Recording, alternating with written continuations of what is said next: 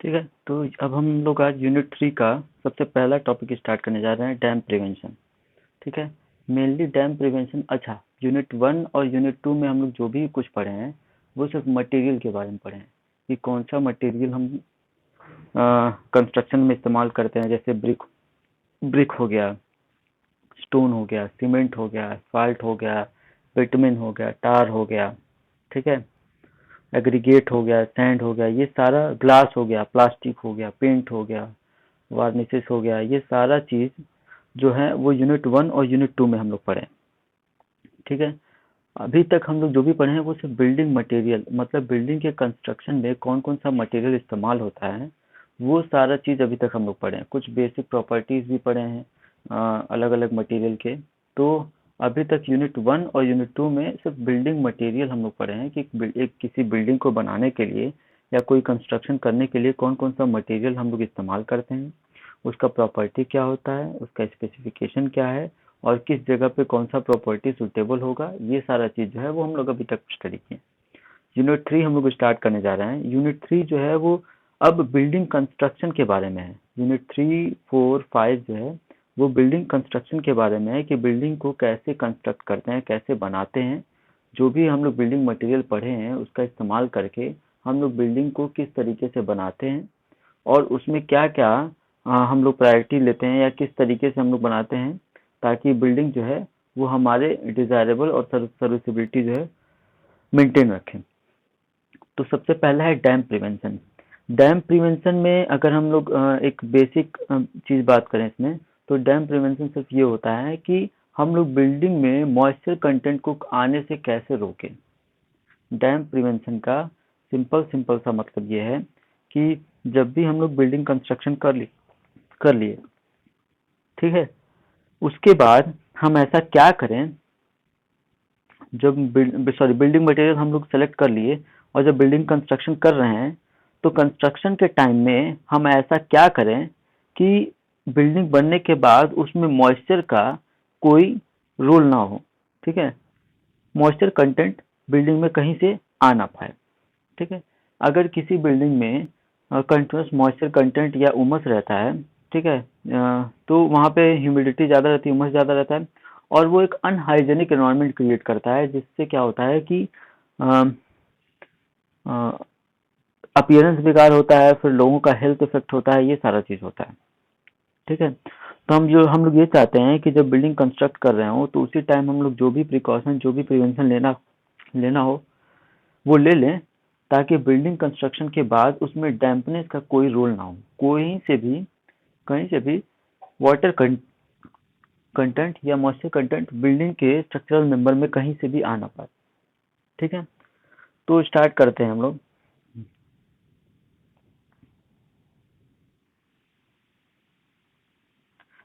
Dam prevention is a chief requirement to ensure safety of building against dampness. जो damp prevention है वो सबसे main requirement है building में डैम्पनेस को रोकने के लिए। ठीक है। डैम्पनेस मतलब कि मॉइस्चर कंटेंट।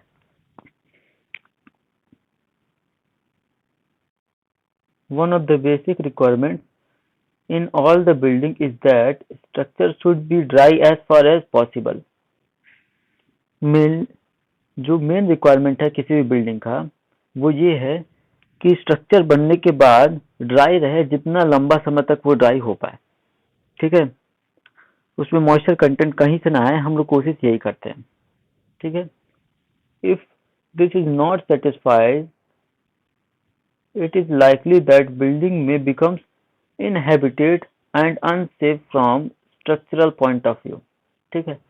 अगर हम लोग डैम्पनेस को रिमूव नहीं कर सकते, डैम्प प्रिवेंशन नहीं कर सकते हैं, तो बिल्डिंग जो है वो इनहेबिटेट हो जाता है, रहने लायक नहीं रहता है, अनसेफ हो जाता है और स्ट्रक्चरल पॉइंट व्यू से अनसेफ हो जाता है। मतलब मॉइस्चर कंटेंट होने से स्ट्रक्चरल जो है डिसइंटीग्रेशन स्टार्ट हो जाता है, जिससे क्या होता है कि बिल्डिंग जो है टूटने का या गिरने का खतरा बढ़ जाता है। ठीक है। नेक्स्ट क्या है, in order to prevent entry of damp into a building, the courses known as damp proofing courses are provided at various level of entry of damp into a building. ठीक है। डैम्प को रिमूव करने के लिए जो हम लोग करते हैं उसको बोलते हैं डैम्प प्रूफिंग कोर्स। ठीक है, इसको शॉर्टकट में हम लोग बोलते हैं डीपीसी। ठीक है, और ये बिल्डिंग में अलग अलग लेवल पे किया जाता है। ठीक है, ताकि डैम्प को रिमूव किया जा सके। डैम्प मतलब कि मॉइस्चर कंटेंट को बिल्डिंग में आने से रोका जा सके। Presently all buildings are given DPC. ठीक है, सभी बिल्डिंग में जो है वो डीपीसी दिया जाता है। डीपीसी मतलब डैम्प प्रूफिंग कोर्स। डीपीसी मतलब डीपीसी, अगर इसका फुल फॉर्म पूछा जा रहा है तो डीपीसी का सिर्फ फुल फॉर्म ये है। डीपीसी का फुल फॉर्म ये है। ठीक है, तो नेक्स्ट क्या है? So DPC prevent entry of moisture from wall, floor and basement of the building. तो जो डीपीसी है वो बिल्डिंग में मॉइस्चर कंटेंट को आने से रोकता है, चाहे वो वॉल हो, फ्लोर हो या बेसमेंट से हो। ठीक है, वो हर जगह से मॉइस्चर कंटेंट को बिल्डिंग में आने से रोकता है।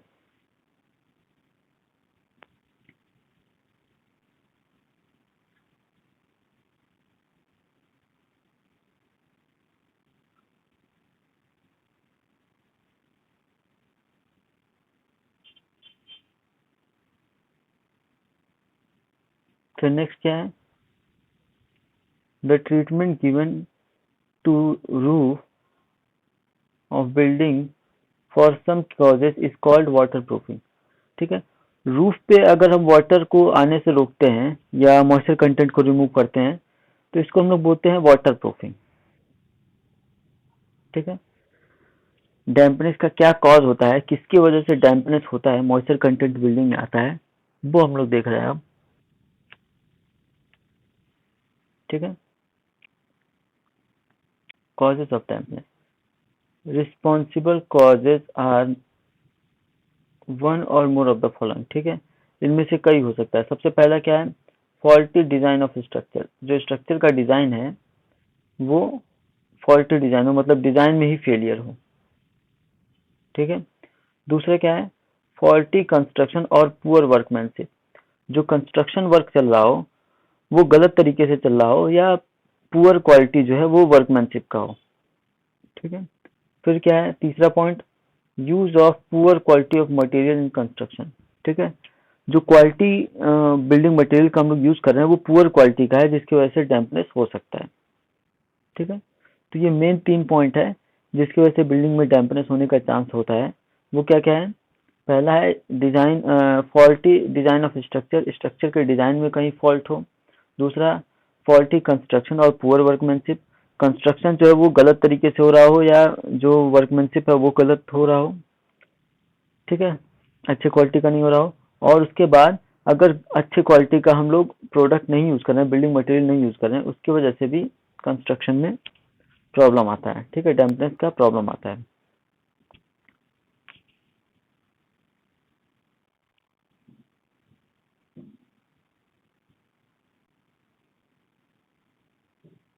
ठीक है, अब आगे देखते हैं हम लोग।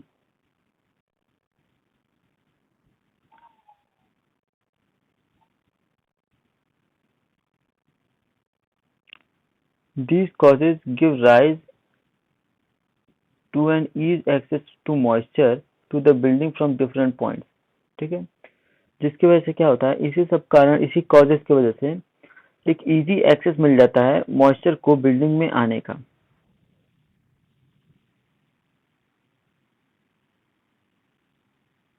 ठीक है,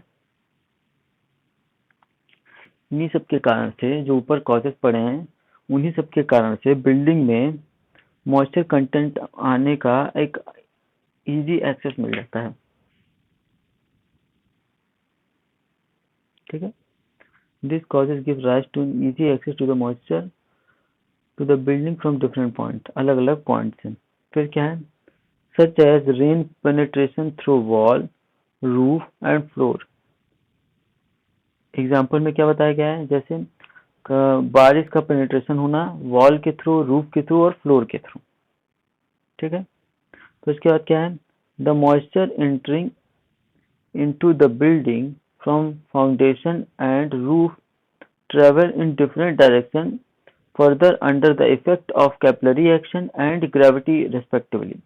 ठीक है, तो बिल्डिंग में मॉइस्चर कंटेंट आने का अलग अलग तरीका है। जैसे अगर बिल्डिंग में फाउंडेशन के थ्रू अगर वाटर ऊपर आ रहा है, बिल्डिंग में आ रहा है, तो ये कैपिलरी एक्शन के थ्रू आ रहा है।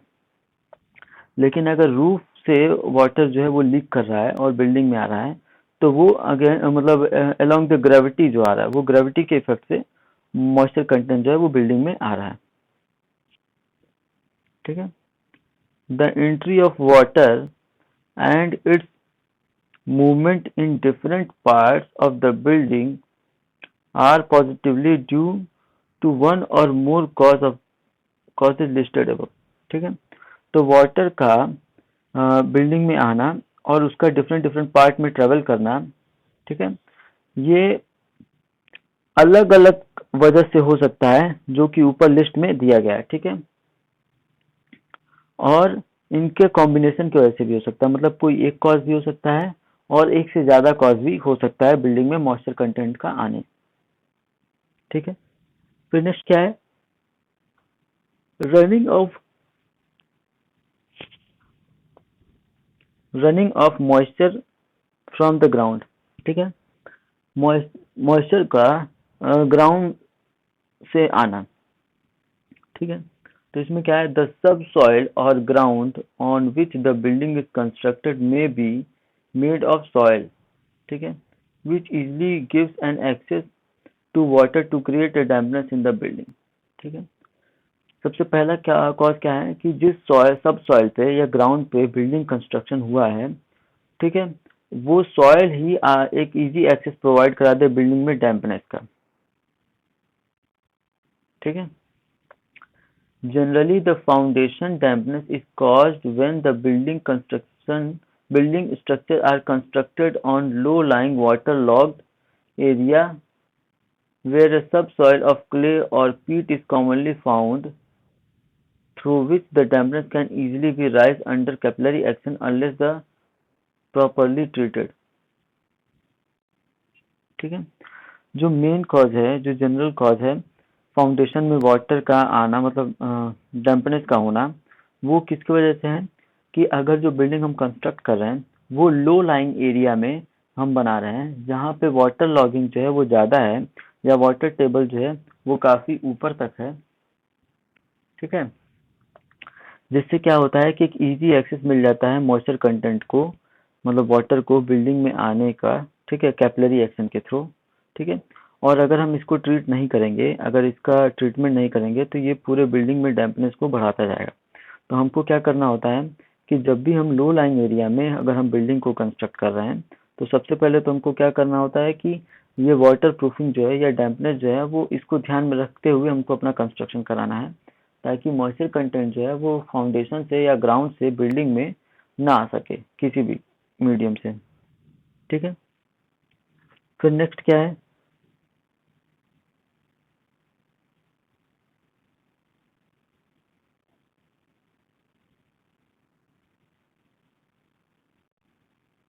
This dampness further find in ways to the floor, wall, etc. through the plinth। अब यही मॉइस्चर कंटेंट जो है वो वॉल या फ्लोर के थ्रू जो है वो अलग अलग लेवल पे पहुंच जाता है।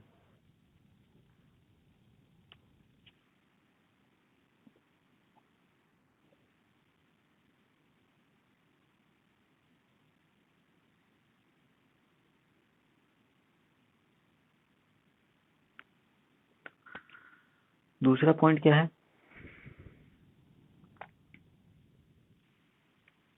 Action of rain water. ठीक है, रेन वाटर की वजह से जो डैम्पनेस आता है, उसकी वजह से जो डैम्पनेस आता है वो देखने जा रहे हैं हम लोग।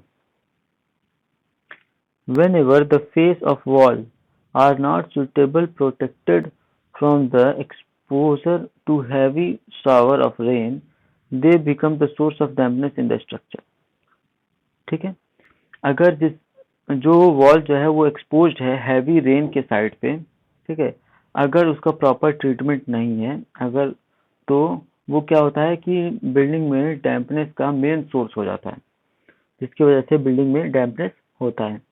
ठीक है, तो अगर कोई बिल्डिंग कंस्ट्रक्शन हो रहा है और उसका जो आउटर वॉल है, जो सबसे बाहरी वॉल है, अगर उसमें हम क्या करें, अगर उसका ट्रीटमेंट नहीं करते हैं और वो एक्सपोज्ड एयर या एक्सपोज्ड रेनफॉल के कांटेक्ट में आता है, हैवी रेनफॉल के कांटेक्ट में आता है, तो वो क्या करता है कि वो मॉइस्चर कंटेंट जो है वो एब्जॉर्ब करता है, और एब्जॉर्ब करके उसका इफेक्ट जो है वो inner part of the wall जो है वो दिखता है, इंटीरियर पार्ट में।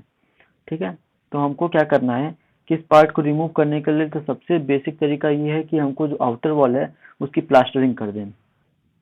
ठीक है, तो अगर प्रॉपर ट्रीटमेंट के साथ अगर इसकी प्लास्टरिंग करते हैं तो वो मॉइस्चर कंटेंट को अपने सरफेस से रिमूव कर देगा और वो बिल्डिंग के अंदर पेनेट्रेट नहीं होगा। ठीक है, फिर नेक्स्ट क्या है, similarly the poor mortar joint in wall and cracked roof also allow dampness to enter in the building structure।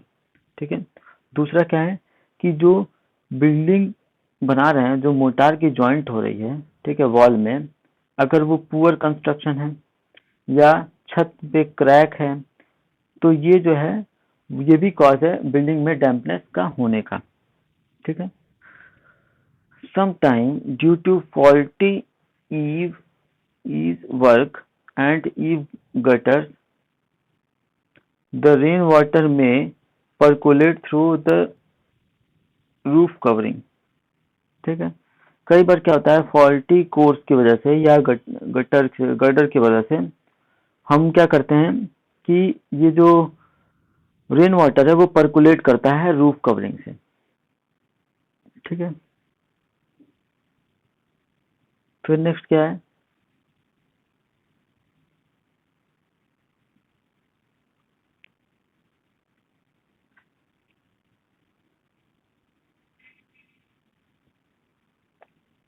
Rain penetration from top of the wall. ठीक है, all parapet walls and compound walls of the building which have not been protected from the rain penetration by using damp-proof coats or such measures on their exposed top are subject to dampness। ठीक है, parapet wall मतलब कि छत के ऊपर जो हम लोग बाउंड्री वॉल देते हैं, छत के ऊपर जो है, जो सबसे टॉप फ्लोर टेरेस पे जो हम लोग बाउंड्री वॉल देते हैं उसको पैरापेट वॉल बोलते हैं। ठीक है, और कंपाउंड वॉल, किसी बिल्डिंग का कंपाउंड वॉल जो होता है, बाउंड्री वॉल होता है, ठीक है, अगर उसको अच्छे से प्रोटेक्शन नहीं किया गया है तो वो क्या होता है कि रेन वाटर जो इससे पेनिट्रेट होके बिल्डिंग के अंदर आ सकता है और बिल्डिंग के टॉप मोस्ट पार्ट में जो है वो इसका डैम्पनेस जो है वो इफेक्ट दिखाएगा। ठीक है, वो मॉइस्चर कंटेंट जो है वो सरफेस पे दिखाएगा। ठीक है, this dampness in the building is of serious nature and may result in unhealthy living conditions or even in structural unsafe condition। इस तरीके का डैम्पनेस जो है वो सीरियस है। ठीक है, और ये एक अनहेल्दी लिविंग एनवायरनमेंट क्रिएट करता है, बिल्डिंग में अनहेल्दी लिविंग कंडीशन बनाता है, और दूसरा क्या है, ये स्ट्रक्चरल पॉइंट ऑफ व्यू से ये अनसेफ है। ठीक है, ये स्ट्रक्चरल पॉइंट ऑफ व्यू से अनसेफ भी है।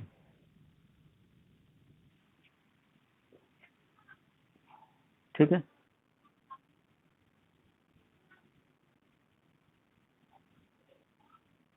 ठीक है, फिर नेक्स्ट है condensation due to atmospheric pressure, atmospheric moisture. Spelling गलत है, MOI है।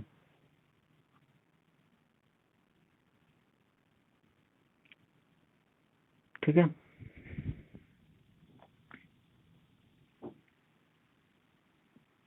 whenever the warm air in the atmosphere is cooled, it gives rise to process of condensation। ठीक है, on account of condensation the moisture is deposited on the whole area of the wall, floor and ceiling। However, the source of dampness is preve- prevented only in the certain place in India where very cold climate exists। ठीक है। जब warm air होता है atmosphere में और वो cool होता है तो उसमें क्या होता है, कंडेंसेशन होने लगता है। मॉइस्चर कंटेंट जो है वो कंडेंसेशन होने लगता है उसका, और वो अलग अलग एरिया पे डिपॉजिट होता है, जैसे कि वॉल पे, फ्लोर पे या सीलिंग पे। ठीक है। और ये जो है वो बिल्डिंग में डैम्पनेस का चांस क्रिएट करता है। और इंडिया में ये बहुत सर्टेन प्लेस पे ही इस तरीके का डैम्पनेस होता है, जहाँ पे जो क्लाइमेट है वो बहुत कोल्ड हो। ठीक है। इंडिया में इस तरीके का डैम्पनेस जो है वो काफ़ी कम होता है। ठीक है। और कुछ सर्टेन प्लेस पे ही होता है जहाँ पे जो डैम्पनेस है, जहाँ पे जो टेम्परेचर है वो काफ़ी कोल्ड हो। फिर नेक्स्ट है मिसलिनियस सोर्स ऑफ कॉजेज और कॉजेज। बहुत सारे ऐसे सोर्स है जो डैम्पनेस क्रिएट करते हैं, वो हम लोग देखते हैं।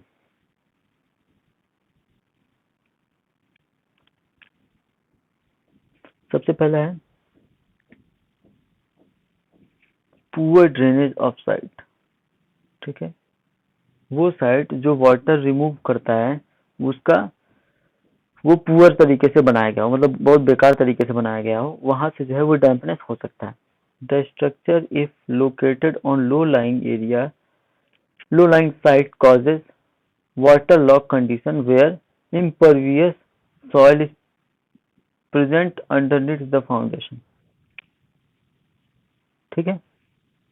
जहाँ पे हम लोग जो कंस्ट्रक्शन कर रहे हैं, जो स्ट्रक्चर बना रहे हैं, वो लो लाइंग साइट है जहाँ पे वाटर लॉगिंग का कंडीशन है। ठीक है। तो वो अगर सॉइल इम्परवियस है तो फाउंडेशन में जो है वो मॉइस्चर कंटेंट नहीं आएगा। लेकिन अगर किसी तरीके से मॉइस्चर कंटेंट जो है वो फाउंडेशन में आ गया तो वो कैपिलरी एक्शन के थ्रू जो है वो ऊपर आता जाएगा, और वो क्या करेगा, डैम्पनेस इफेक्ट जो है वो शो करेगा बिल्डिंग में। ठीक है। मॉइस्चर कंटेंट जो है वो सरफेस पे दिखेगा।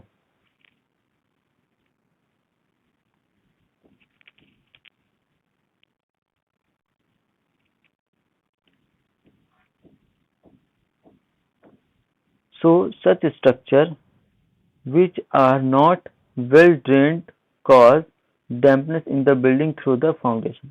ठीक है। तो इस तरीके का स्ट्रक्चर जहाँ पे ड्रेनेज जो है वो अच्छा नहीं है, वो बिल्डिंग में डैम्पनेस क्रिएट करता है फाउंडेशन के थ्रू। फिर नेक्स्ट क्या है, इम्परफेक्ट ओरिएंटेशन। जो ओरिएंटेशन है वो इम्परफेक्ट तरीके से, मतलब देखते हैं आगे।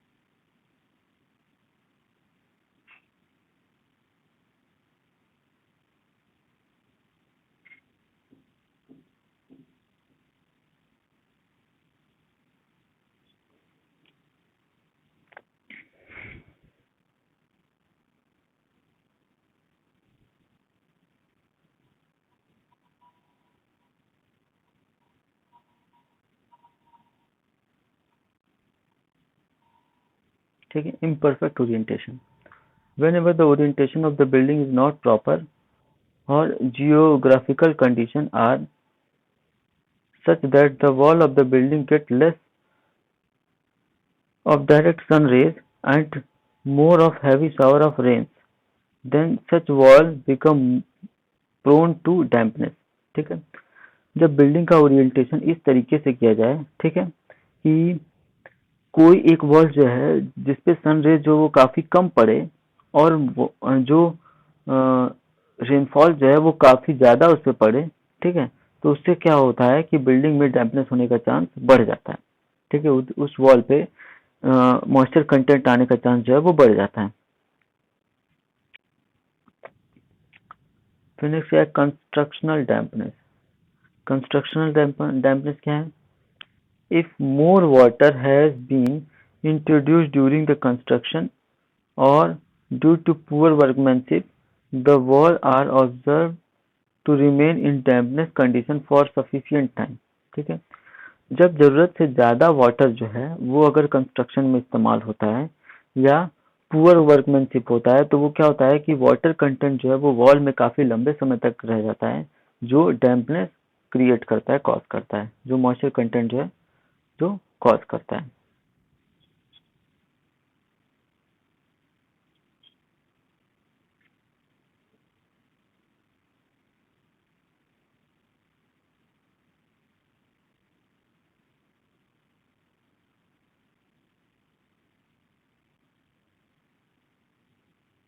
ठीक है, अगर बिल्डिंग में अगर जब हम बिल्डिंग कंस्ट्रक्शन कर रहे हैं वहां पे क्या करें कि वाटर जो है वो ज़्यादा इस्तेमाल कर रहे हैं।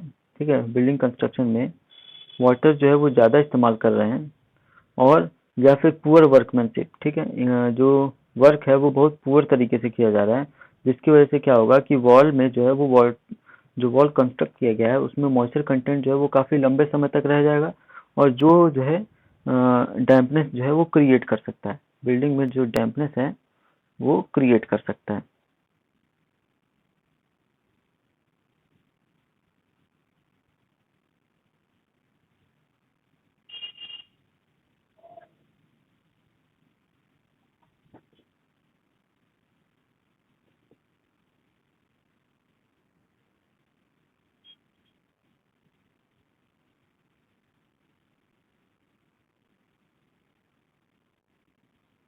ठीक,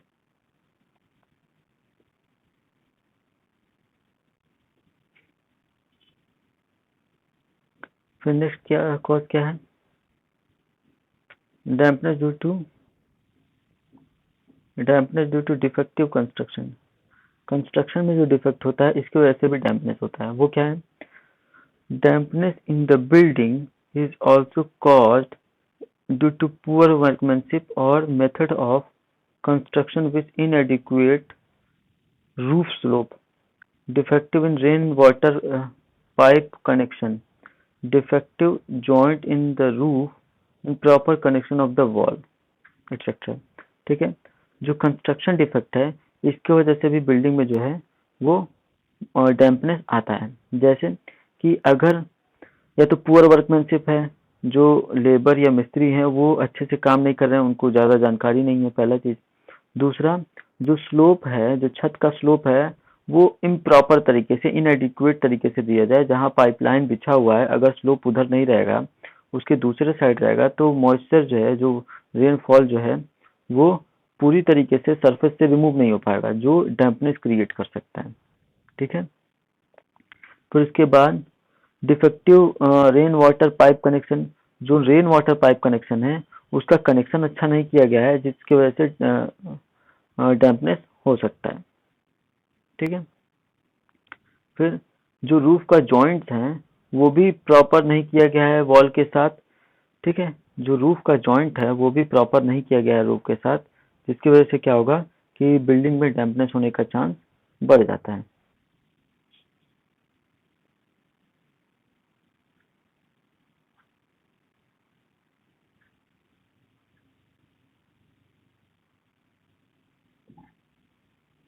अब डैम्पनेस का इफेक्ट क्या होता है ये हम लोग देखने जा रहे हैं।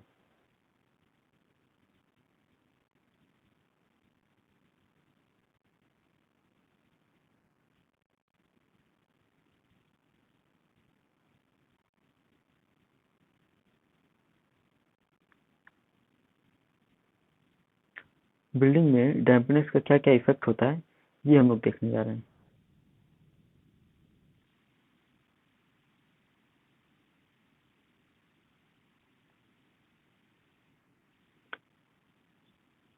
ठीक है, the various effect, indirect effect caused due to the dampness in the village is mentioned below।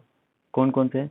All effect mainly result in poor functional performance। Poor functional performance की वजह से अगली अपीयरेंस उसका खराब होता है and structural weakness of the building. ठीक है, जो अगर डैम्पनेस होता है उसकी वजह से क्या क्या होता है? पुअर फंक्शनल परफॉर्मेंस होता है, फंक्शन जो है वो जो भी कंस्ट्रक्शन हुआ है उसका फंक्शन प्रॉपर नहीं होता है। अपीयरेंस जो है उसका बहुत बेकार हो जाता है और स्ट्रक्चर जो है वो थोड़ा वीक हो जाता है।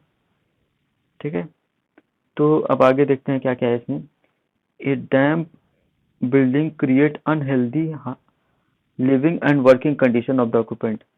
क्या होगा कि एक अनहेल्दी लिविंग और वर्किंग कंडीशन जो है वो बनाता है अगर डैम्पनेस है बिल्डिंग में। ठीक है, फिर नेक्स्ट क्या है, presence of damp condition causes efflorescence on the building surface which ultimately may result in the disintegration of the brick, stone, tiles etc. and hence in the reduction of the strength। ठीक है, हम लोग जब unit 1 पढ़ रहे थे तो brick के बारे में बताया गया था वहाँ पे इफ्लोरेसेंस। इफ्लोरेसेंस किसकी वजह से होता है, एल्कलीज जो है अगर ब्रिक हम लोग बना रहे हैं और उसमें एल्कलीज कंटेंट कहीं से आ जाए जिसकी वजह से इफ्लोरेसेंस होता है, व्हाइट पैचेज या ग्रे पैचेज जो है वो सरफेस पे दिखने लगते हैं, उसी को इफ्लोरेसेंस बोलते हैं। ठीक है, तो अगर इफ्लोरेसेंस है बिल्डिंग में तो वो क्या करता है कि इफ्लोरेसेंस की वजह से ब्रिक जो है वो जल्दी डिसइंटीग्रेट होता है, और जब जल्दी डिसइंटीग्रेट होगा तो ब्रिक, स्टोन या टाइल जब जल्दी डिसइंटीग्रेट होगा तो उसका स्ट्रेंथ जो है वो रिड्यूस हो जाता है। ठीक है, उसका स्ट्रेंथ जो है वो रिड्यूस हो जाता है। फिर नेक्स्ट क्या है, इट में cause bleaching and flaking of the plaint which result in the formation of the color patches on the wall surface and ceiling। ठीक है, और अगर मॉइस्चर कंटेंट सरफेस पे कहीं से आ रहा है तो जो भी पेंट हम उसके सरफेस पे लगाए हैं वो ब्लीच होने लगेगा और फ्लेकिंग उसमें होने लगेगा, मतलब सरफेस से रिमूव होने लगेगा और पपड़ी जैसा बन जाएगा। ठीक है, जो कि अलग कलर डिफरेंट कलर का पैचेज जो है वो सरफेस पे, वॉल पे या सीलिंग पे दिखने लगता है।